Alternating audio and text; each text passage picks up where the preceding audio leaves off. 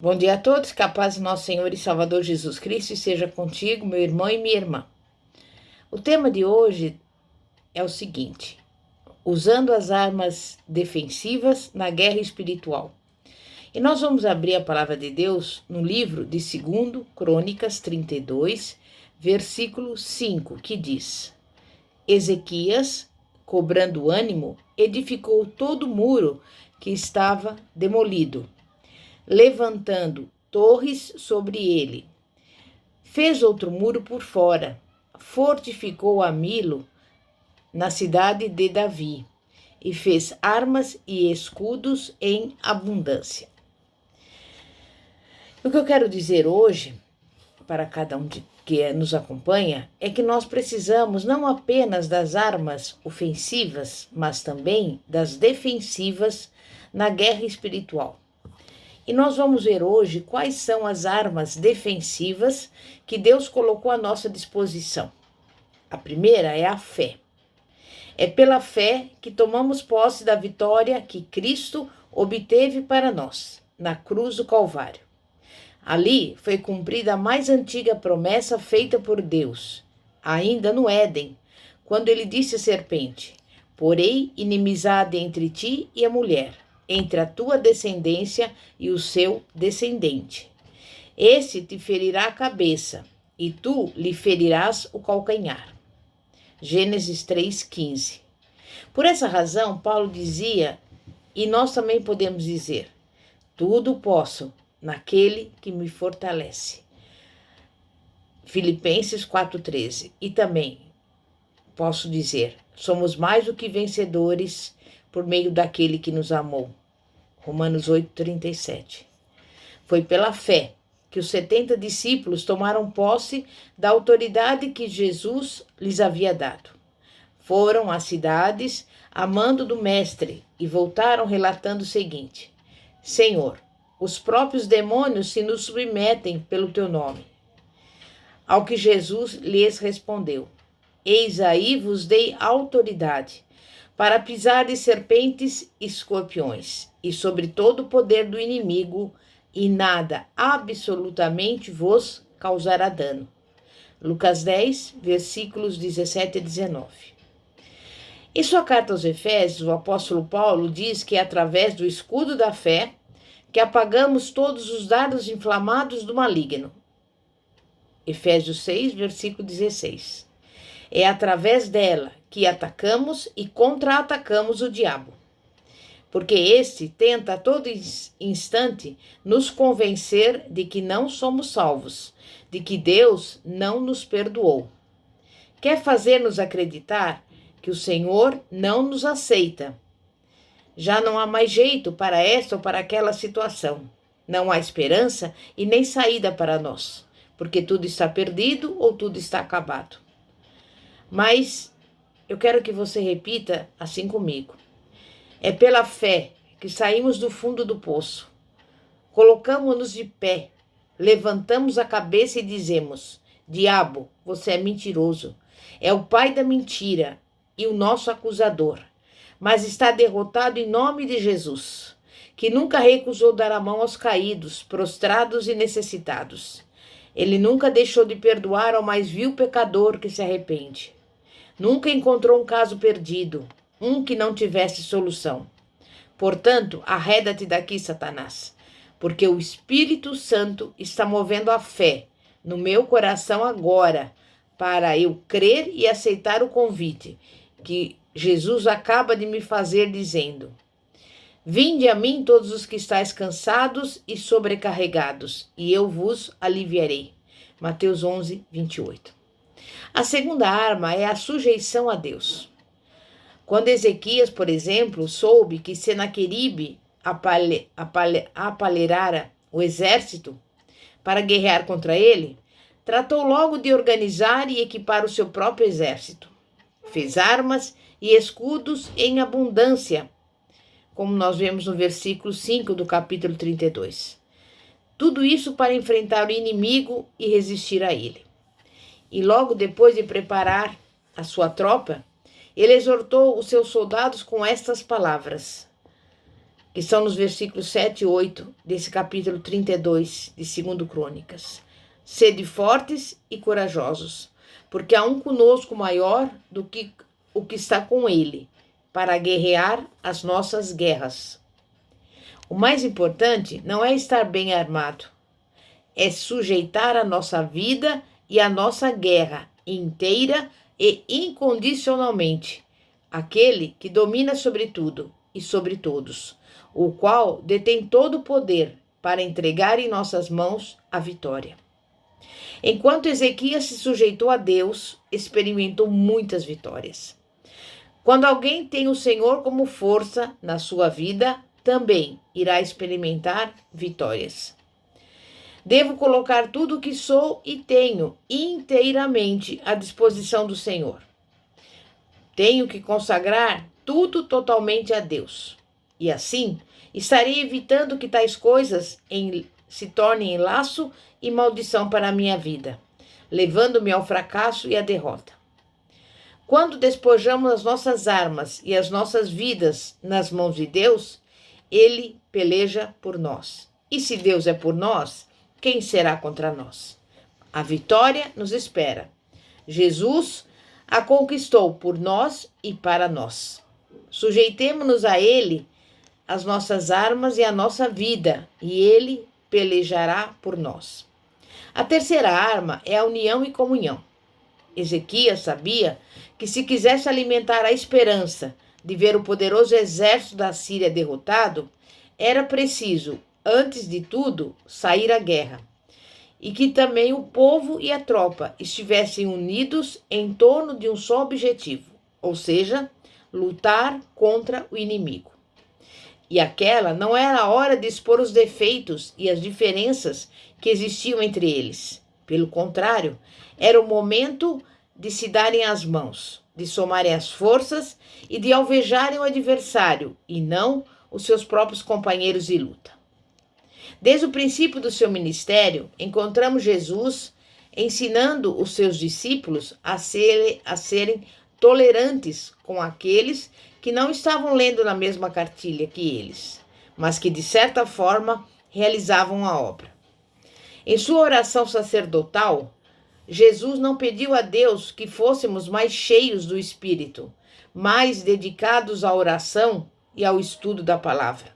Ao contrário, ele orou fervorosa e apaixonadamente, para que fôssemos um como ele e o Pai são um, porque assim o mundo haveria de crer que, de fato, ele era o enviado, o Messias prometido.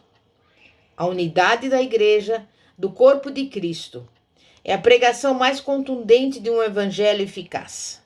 É o indício de que ele tem o poder de unir e reunir em torno de si pessoas com diferenças culturais e socioeconômicas, e indivíduos de raça, língua e cor diversas.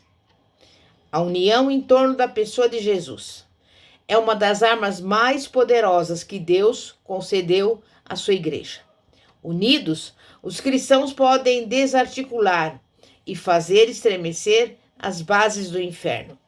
O mais triste é que o diabo sabe disso e mobiliza uma boa parte do seu exército para causar divisão, facção, desunião, atrito, malquerença, etc. E os cristãos, de modo geral, ainda não enxergaram esse ardil dele, ainda não acordaram para essa realidade.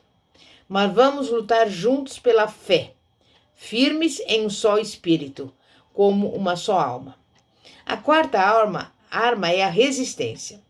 Senaqueribe não apenas entrou em Judá, acampou-se contra as cidades fortificadas e intentou apoderar-se delas. Chegou mesmo a tomar algumas e a exercer domínio sobre elas. Apesar disso, Ezequias não se deu por vencido. Pelo contrário, ofereceu resistência, reagiu à pressão do inimigo. Ele tinha consciência de que não estava sozinho naquela batalha. Sabia que não tinha estrutura, que não tinha condições físicas e humanas para enfrentar de igual para igual o poderio daquela nação.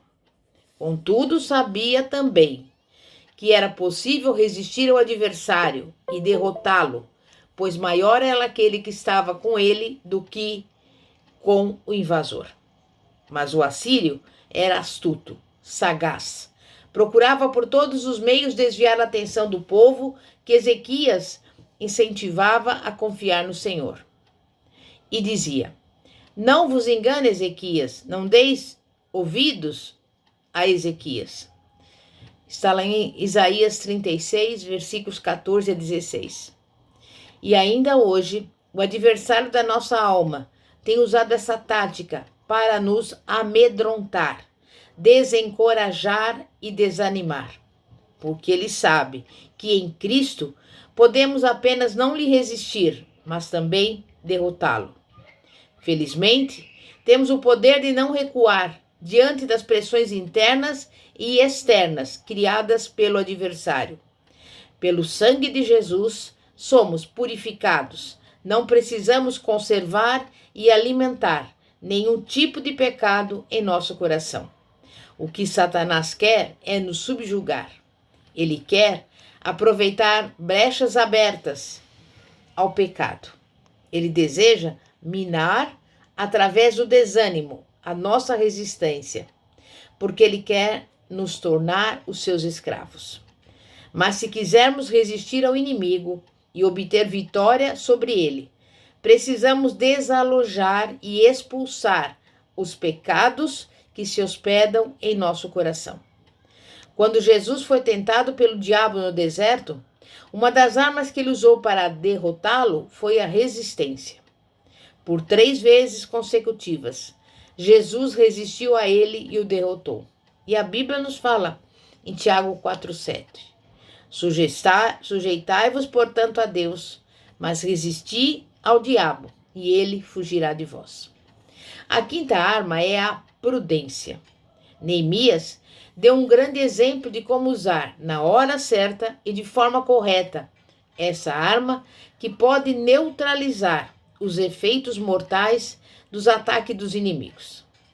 Conforme a orientação de Neemias, era para que as autoridades de Jerusalém não permitissem que as portas da cidade fossem abertas enquanto o sol não estivesse quente, que à tarde as portas fossem fechadas enquanto os guardas ainda estivessem lá, e que cada morador montasse um posto de guarda em frente à própria casa, visto que a cidade era espaçosa e os moradores poucos.